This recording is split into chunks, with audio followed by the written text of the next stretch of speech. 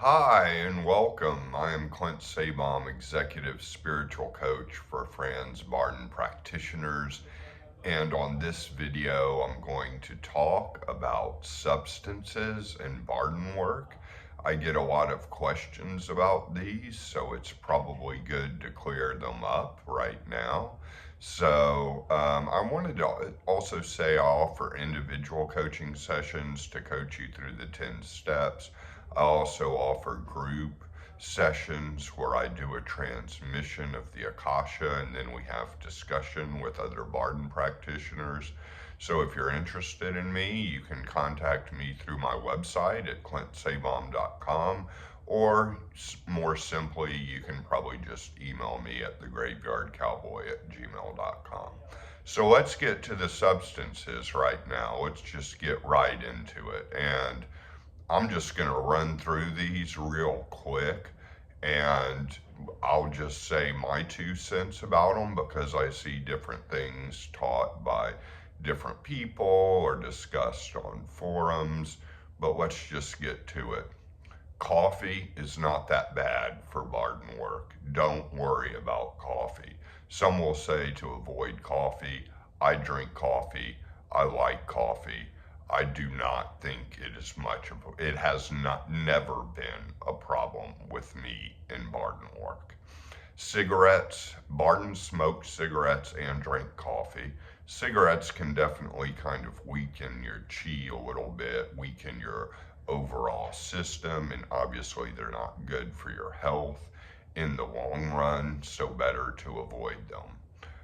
Weed is probably not good for Bardon work. For some non-Bardon practitioners, it can work well. So I'm not denying that cannabis does have some medicinal qualities. And sometimes Bardon practitioners can use it consciously and very well and make it efficient, their use of it, or perhaps they just smoke every 3 months to get some thoughts going and to get some insights going.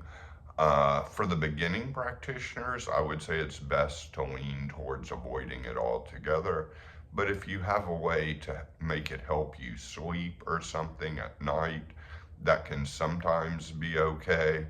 But I certainly avoid it myself. I will be transparent about that.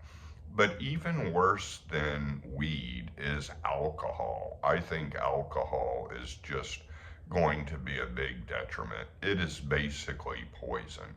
Now, if once a week you're having a beer with a group of friends and you're only sticking to one beer, I would not worry about that too much. But if you're drinking every day, yes, it's going to be a detriment. And so I put that almost in the category of hard drugs. That's just my personal opinion. I avoid alcohol altogether. I avoid hard drugs altogether. And so you start looking at the harder drugs, cocaine and heroin. I probably don't have to say that's not a good idea.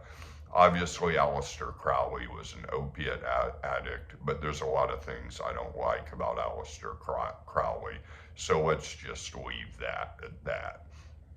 If you want to do some psychedelics, like ritualistically 2 or 3 times a year, I think that might be effective to give you insights into your work. But if you use them regularly, I would say they're probably not good. So the point is to stay as clean as possible, away from as most things as possible. But the verdict with coffee, I will say, do not worry about coffee. If you feel like caffeine is getting to be a problem, by all means. I think this is something that can vary with the individual practitioner. I just wanted to make a quick video and get my 2 cents in about it. So I hope I've made this clear. I hope it's helpful for some of you. I avoid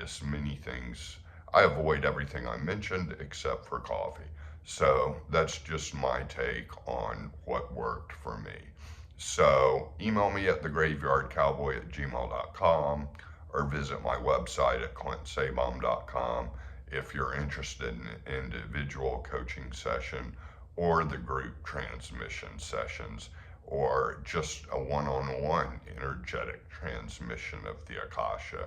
That I'm getting great feedback from my transmissions that they are very powerful for people. So consider it. And my prices are pretty affordable and inexpensive compared to what most coaches charge. Okay, so many blessings. Thank you for watching my video. Thanks to all of my listeners. Namaste.